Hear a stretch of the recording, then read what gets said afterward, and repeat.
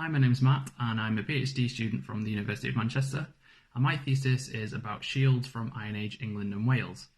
I'm in the third year of my PhD now, so in the kind of writing up period. So in this talk I wanted to give an overview of shields. I've had to be a bit selective because of time restraints, but I wanted to present some of the key arguments and findings from my thesis. And then I'll go on to talk about some new work on some recently discovered shield burials from East Yorkshire. So we'll get right into it. So I chose this topic together with my supervisor Mel Giles because shields are a category of Iron Age material culture that are important but haven't really had their own major survey or publication. Some of the most iconic Iron Age objects from Britain are shields or shield bosses, and most have of course featured in many publications in the past, but these have been things like major syntheses of Celtic art or excavation reports from cemeteries and hill forts, or just shorter publications of individual objects.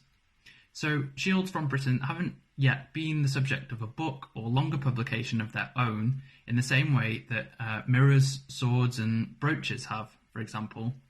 And that's probably because they are quite difficult to categorise, and they tend to resist more traditional typologies and methods that archaeologists tend to use to make sense of things.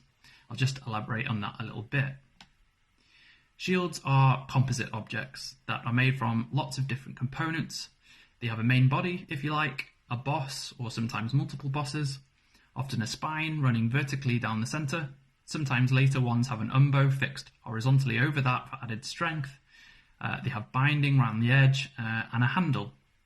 These components could be made from various different species of wood or metals like iron and copper alloy, sometimes even including things like hide products, even coral and glass. And often they are made from a mixture of different materials, but predominantly wood. But because they are mostly organic or partly organic, we have very few examples that are even close to being complete. So in most cases we can only guess at what the complete shield might have looked like in antiquity. Also, British Iron Age shields, bosses and fittings came in a whole series of different shapes and sizes, and generally speaking there's a much greater diversity in the range of shield remains from Britain compared with the continent. And there's evidence of fittings being reused, and shields could be taken apart, repaired and reconfigured. There's also some ambiguity in regards to their function, with shields being counted by some researchers as weapons or warrior gear, but not by others. And the more metallic and decorated they are, the more that they are seen as ritual objects and not functional in a martial sense. So as a category of object, they are very diverse, fragmented and quite ambiguous, and I think that that's what's put people off doing a national synthesis of them before now. But despite being a bit challenging, I think that shields are a really interesting type of object that require us to think a bit differently about typology, decoration and function. And as it turns out, now is a pretty good time to be doing a thesis about shields because over the last 3 years since I started out, there have been several new amazing shield discoveries from Britain that have really advanced our knowledge about them. And as I said, I'll go on to talk about some of the work that I've been doing on those in a bit, but first I'm going to go back and start at the beginning. The earliest shields in Europe come from the Middle Bronze Age, when a diversification in one-handed cutting and thrusting weapons like axes, swords and spears created the need for defensive measure and a spare hand in which to wield it. Most surviving examples are circular and decorated with concentric circles and rings of punched dots. This one is an example of that Yethome type shield, as they're called after the type site in Scotland, and it's from Matt Knight's lovely collection at National Museum Scotland. Most were made of bronze, but there are also a few leather ones from Ireland, and Barry Malloy has actually recently argued that this is where European shield making may have started, with it quickly spreading from Ireland to mainland Britain and then over to the continent. These kinds of shields date from between about 1200 BC to about 700 BC, at which time the tradition of metal shield making seems to completely disappear. This is linked to a shift in production and deposition patterns at the end of the Bronze Age that seems to have been brought on by a scarcity of good quality copper from the continental mines, and so a shortage of bronze in general. And in Britain, in the early Iron Age, there's really very little evidence of decorated metalwork of any kind being produced before the 4th century BC. And when the tradition of metal shield making does reappear in Britain, it's one that looks quite different. It's reintroduced from the continent, appearing ultimately to be of Etruscan origin or influence. This is probably the earliest Iron Age shield from Britain, the Chertsey shield, and it's famous for being the only Iron Age shield from Europe to be made completely from bronze. Well, that's actually not quite true because the core of the handle is made from ash, but that's useful in that it was able to be carbon dated to between 400 and 250 BC to 1 sigma, although taking typology into account, it was probably made sometime in the 4th century BC. These new Iron Age shields were oval rather than circular and had lenticular or spindle-shaped bosses and a spine running vertically down the middle. The boss, of course, creates a space for the hand to grip the shield, but the spine doesn't really seem to have served much of a practical function. One possibility is that they may have been mimicking early organic versions that were covered in animal hide. As we know, some Celtic, Etruscan and early Roman shields were from preserved organic traces. Plus, Polybius, for example, in the Histories, written in the 2nd century BC, describes in detail the application of calf skin to the front of early Roman shields, of which Etruscan shields are a common precursor. So you can imagine this creating a natural ridge or vertical line where the animal's spine was. There was a practical function for this too. The rawhide would have shrunk and tightened over the shield as it dried out and produced a flexible but very resilient, almost plasticky quality. But I also think that there would have been, well, almost certainly been, a decorative element to the use of hide too, with different variations of cattle having different patterns on their hides, and this might have even been tied to local or regional identity. This is a point that was stressed by Neil Sharples, that the non-functional manipulation of colour and pattern was not necessarily restricted to what we would consider to be material culture, or even to material that was archaeologically recognisable. Neil draws parallels with the Bodhi people of southern Ethiopia and an ethnographic study conducted by Katsuyoshi Fukui, where colours and patterns of particular breeds of cow were strongly tied to group identity, and this society also has an in-depth knowledge of how to manipulate colour and pattern through selective breeding. And this is just something that is just not archaeologically detectable in the Iron Age, as colour and pattern on hides just doesn't survive. But we can still sometimes detect its presence, so we might imagine its deployment in a similar way. But the link between shields and animal hides didn't stop there. Shields could be made out of and decorated with hide, but also shaped like hide too. The discovery of the Salisbury hoard in 1985 revealed to us a previously unknown type of shield in miniature format. These little hide-shaped shields, as they are now known, enabled archaeologists to recognise remains of their full-sized counterparts, such as this one that was in the grave of the so-called Mill Hill warrior from Deal in Kent, which was discovered just a short time afterwards and is now at the British Museum, and demonstrated that these hide-shaped shields could be quite elaborately decorated. And it allowed the recognition of other hide-shaped shield binding fragments that had been previously excavated but misinterpreted as other things. So we now have around 20 of these shields represented, mostly by binding fragments from the southeast of England. So I think a deeper consideration both of the practical and decorative role of hide on shields, plus the possibility that the spine and overall shape may have originated as a kind of skewer morph of animal hide, is a clue that the relationship between shields and animals runs deeper than just the zoomorphic motifs and decoration, and that animals like the cow are thoroughly bound up with the shield as a broader assemblage. So going back to the Chertsey shield, it doesn't feature hide product, but it does demonstrate two other features that go on to become distinctive British characteristics on shields, and that's why it was probably made here rather than being a foreign import. The first is that it has those circular terminals at the top and bottom of the spine, and these become more exaggerated and decorative over time. And the second is that it uses a lot of copper alloy. And most of the later, well-known Iron Age shields from Britain are or were completely bronze-faced or have lots of decorative elements made from bronze. And this again contrasts with the continent, where shields generally had fewer copper alloy fittings, particularly decorated ones, and there was more of a tendency towards the use of iron on shields. We only have a handful of Iron Age shield fittings from Britain that were made of iron, and they tend to be later. All of the bronze face shields and fragments that we have come from central and southern England, and all from the beds of rivers. They are quite hard to date, but they were probably made in the 4th to the 2nd centuries BC. Now, these shields would have really been high-end objects, taken a lot of time, skill and resources to make, and this would have restricted their ownership and use to high-status individuals, or groups of individuals with a lot of power and influence. But how were highly decorated shields used?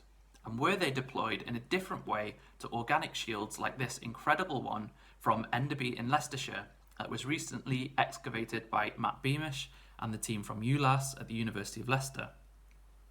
It's a kind of shield that is incredibly rare now, but it was probably much more of the norm in the Iron Age compared to the metallic ones. This question about function is one of the most interesting to me, and one where I hope that my thesis will be able to push forward the narrative about the role of the shield in the Iron Age. It's been repeated many times by authors over the years, Jacob Stahl, Job, and more recently Barry Cunliffe and Andrew Fitzpatrick, that decorated entirely or mostly bronze-faced shields were purely ceremonial or a mark of status, and were not actually used nor intended to be used in battle or violent conflict. And they are often referred to as parade shields, which is a term that I really hate. And this is an assumption that I find quite problematic, and in my opinion, it's simply not the case. Careful reappraisal of the handful that we have by Julia Farley and myself has revealed about half of them actually do show signs of wear and tear or violent damage. For example, this one here from the River Soar in Nottinghamshire has tearing and a puncture wound from what appears to be a thin-bladed weapon, and the patina around the edges of the damage reveals that it is not modern. Another reason why this assumption has been made about shields that are highly decorated is to do with the elevation of art objects as we see them. As John Robb has argued, classifying something as art in our modern Western sense valorizes the object and makes it special. Even with ancient objects, the term art is used to imply that they might confer to us some privileged window into the beliefs and fundamental values of the society that they were a part. Seeing something as art transforms its value and alters how we perceive and engage with it. The ascription of Iron Age metalwork, particularly that which is decorated with Celtic art, as something that was precious, valuable, and reserved only for certain situations or uses, is an assumption rooted in these modern ideals about value. Yes, bronze-faced shields were certainly powerful, special objects, and decorated bronze was certainly not something that would have been available to everyone. But we shouldn't assume that rare and precious objects were necessarily treated in the same way in the Iron Age that we treat them today.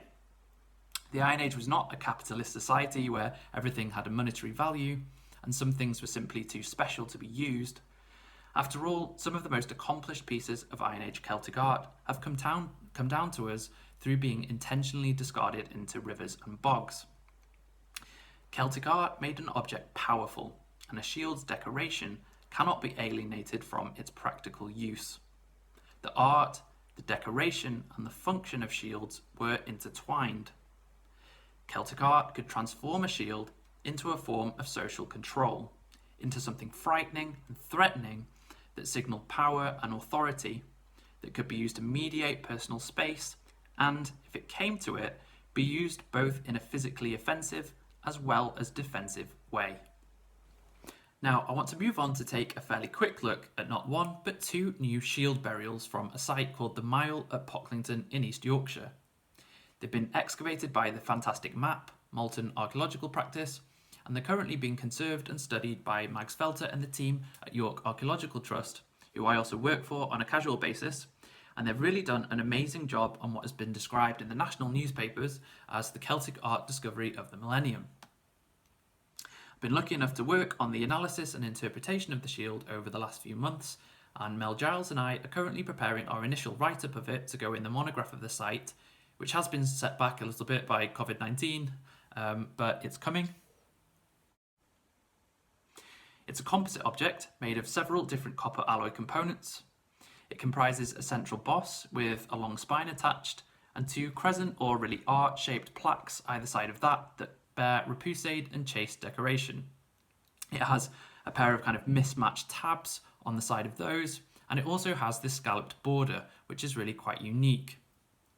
All of this was attached to a wooden board at the back, and some of the wood has been preserved mainly where it's been in contact with the metal. It was species ID'd by Steve Allen as Fraxinus excelsior, the European ash, which is quite lightweight and light coloured, and the grain of the wood was aligned horizontally across the shield. It was in the box of a chariot, which was remarkably buried with two upright ponies that were intact apart from their heads, which have probably been ploughed away.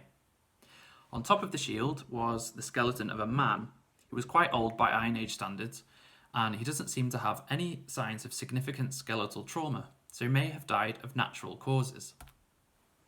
It's been carbon dated to between around 320 and 180 BC, which is of course a typically broad range for this period. It was recently posited that all of the East Yorkshire chariot burials belong to quite a tight date range around 200 BC, but this seems to be a little earlier, perhaps mid to late 3rd century BC. But still, it was one of the latest burials to come from Pocklington. The edges of the shield had sections of metal edge binding, which aren't shown in this picture, but in the grave it revealed the shield to be of a sub-rectangular shape.